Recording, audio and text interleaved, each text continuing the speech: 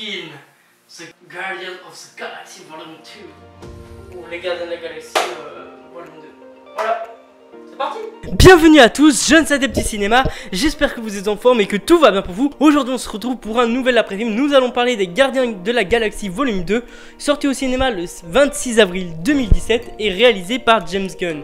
Alors James Gunn avait déjà réalisé le premier, et justement c'est une bonne continuité de réutiliser le même réalisateur. C'est un truc que j'apprécie beaucoup car on peut voir les différences entre les deux films. Est-ce que là le réalisateur a fait une amélioration et tout ça. J'avais adoré le premier film parce que en fait ce genre de film ne se prend pas au sérieux, il sait ce qu'il est et c'est bien.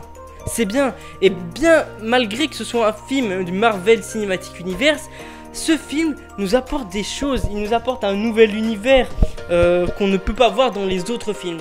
Alors dans les Gardiens de la Galaxie 2, ça continue comme ça. Alors qu'est-ce que c'est qu'un peu l'histoire?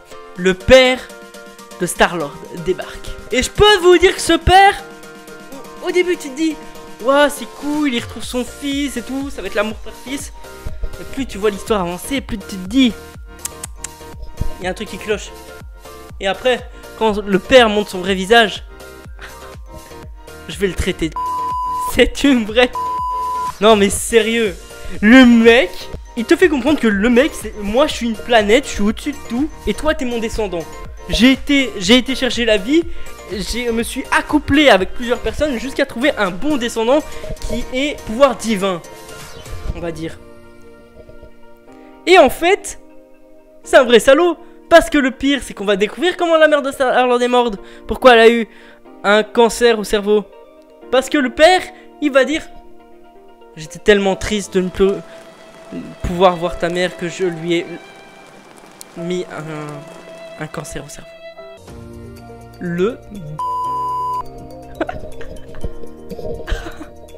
Mais non mais sérieux les gars, c'est pas possible. Ce film ne se prend pas au sérieux. Et c'est un film qui est rythmé en musique, qui est stylé. J'adore ce film.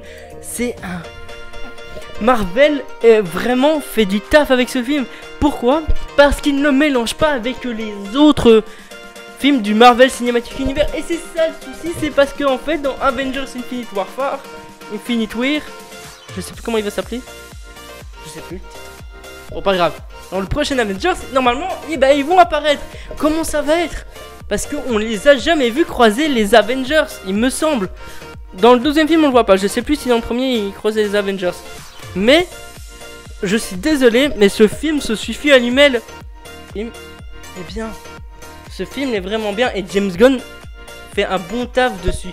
Et franchement, moi... j'ai trouvé le scénario assez basique, c'est Marvel, c'est Marvel.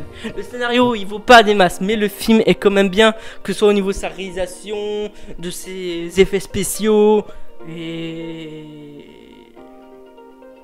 et de sa musique. Et de sa musique surtout. La musique est importante dans ce film, elle fait partie intégrante de la saga des Gardiens de la Galaxie.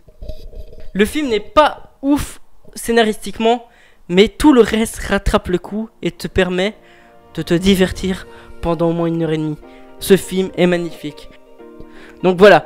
En tout cas, j'espère que cet après-film vous aura plu. N'hésitez pas. On se retrouve bientôt pour de nouvelles vidéos cinématographiques. Tchuss, prenez soin de vous.